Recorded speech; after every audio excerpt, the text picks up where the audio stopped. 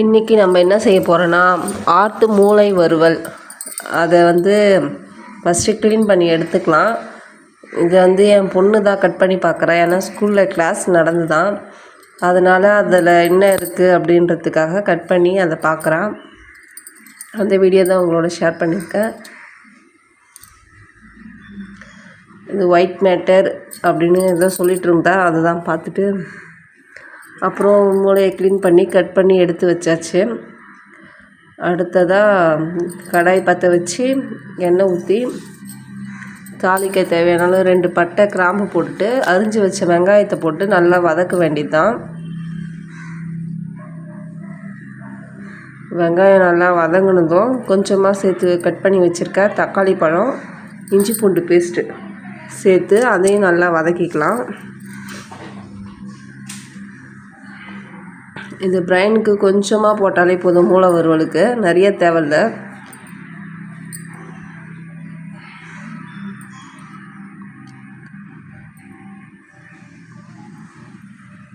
அப்புறம் கொஞ்சமாக உப்பு சேர்த்துக்கலாம்.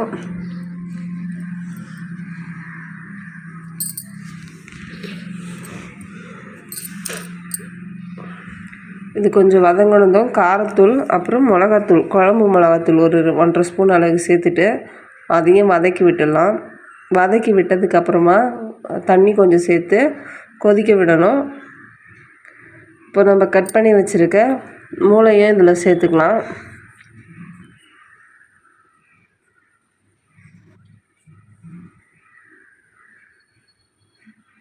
மஞ்சத்தூள் போட்டு க்ளீன் பண்ணி வச்சுருக்கேன். அதை 4 பங்காக பிரித்து போட்டு வேக வைக்கிறேன். அப்போ தான் நல்லா குக்காகி வரும். அதுக்காக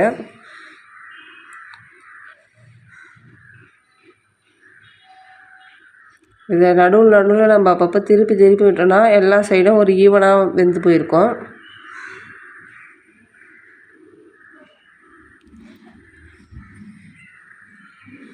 சிம்மிலேயே வச்சு தான் வேக விடணும். அப்போ தான் அது நல்லா வெந்து வரும். அதுக்காக தான் நல்லா சுருள அளவுக்கு நல்லா வேக விடணும்.